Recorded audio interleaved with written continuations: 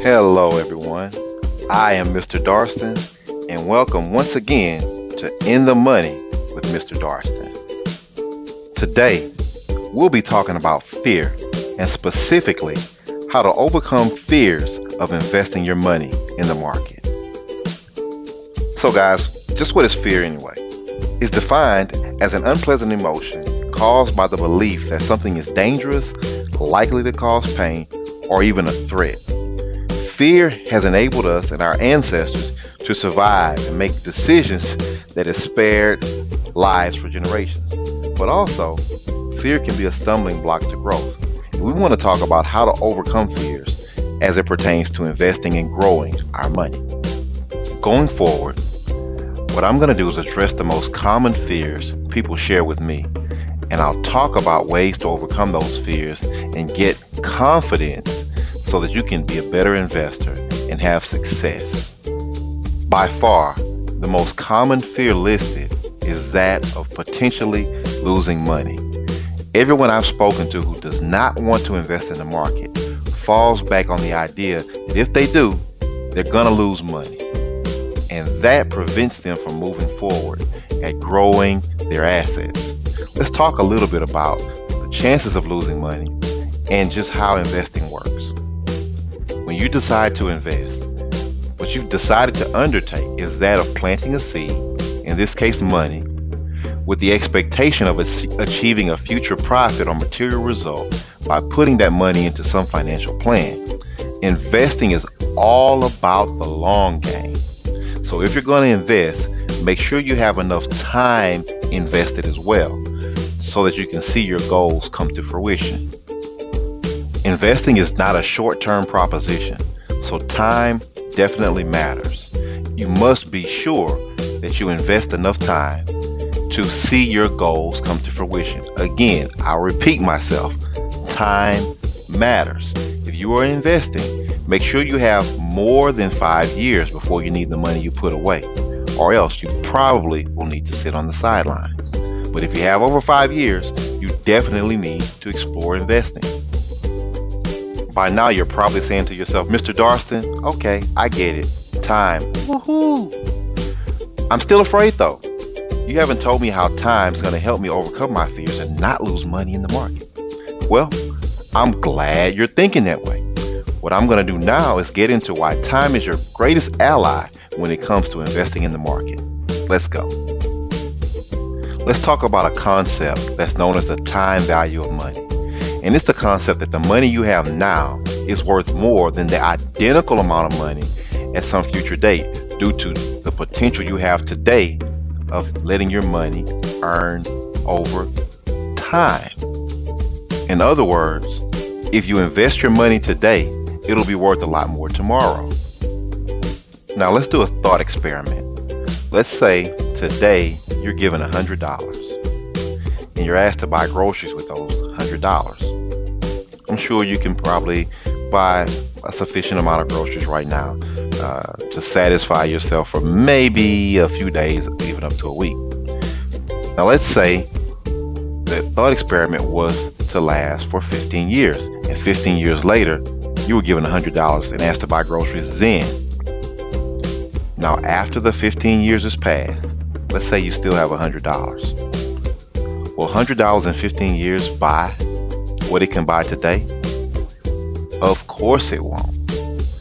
That is why it's so important that when you have that $100 today, you do something with it so that it grows in value, so that it can get the things you're going to need in the future. Now, if you decide, I don't want to risk the money in the market, I'm not going to invest it, I'll just put it away in a bank, piggy bank in this instance. You guarantee yourself that you'll have $100 in 15 years. But what will that $100 be worth? On the other hand, if you invest that $100, you guarantee yourself that the value of that $100 will change over time. What is it likely to be in 15 years? Greater or less? Let's look at a real-world example. This chart represents the real-world performance of the S&P 500 index. Now, the S&P 500 index is an index that many refer to when they speak of the market. So here, our date range starts on October 9th, 2007. On that day, the market was at an all-time high. Let's say you were unlucky enough to invest your money on that date. Let's watch what happened. Almost immediately, the value of the investment began to drop. We had the housing crisis. We had the bailouts. We had so much going on from late 07 through 2009 that the account went from $100,000 to as low as $59,000. Pretty scary, huh? But remember, we have time on our side. So let's take a look at what happened as time progressed. Time went on, and the account recovered from the low 50,000 range to as high as $265,000 in 2019. Then, again, remember, you're very unlucky. You take the money out in 2020. Coronavirus, the worst possible date being March 23rd. Look at your value, though. Over the nearly 13 years that you've been invested, your value has gone up from a starting amount of $100,000 to around $185,000. Quite an increase, considering especially the fact that you invested on the worst possible startup day and you took your money out at the worst possible time, right before a global pandemic. Even in this scenario, you still made loads of money. Would that have happened in a bank? Time is said to heal all wounds, but in this case, time was able to heal your fallen account. Because you allowed time to work its magic in the market, you were able to recover what you invested and nearly double the amount. Time again in the market is a wonderful thing, and that should ease your fears, because as long as you have time, you have a great ally. The second most common fear that people express to me stems from the belief that they may make a bad choice, and they're afraid of choosing a bad investment or investment provider that causes them to lose money. The cure, or in this case, the treatment plan that we prescribe for treating this fear, is that of diversification. You don't want to put all of your eggs in one basket. You want to invest in a few different asset classes just to cover your backside in the event that one asset class underperforms. You have another to carry your portfolio. Let's talk a little bit about how to build a portfolio. The various sectors you can invest in include things like energy, technology, even fixed income. There's commodities, among many others. Using various sectors and diversifying across asset classes of large companies, small companies, medium-sized companies, international companies, and domestic companies can help mitigate risk and make sure you don't end up stuck with one bad investment. The way to use this information to help build a solid portfolio would be to pick various investments that represent different asset classes. One of your investments could be a large cap growth fund. Another could be a small cap growth fund. One can be an international investment. Another can be a domestic fixed income investment. Picking different types of asset classes like this will protect your portfolio from fluctuations. Though your portfolio will still have its ups and downs, those drastic shifts, those major fluctuations that occur when one sector goes belly up will not impact your portfolio as adversely.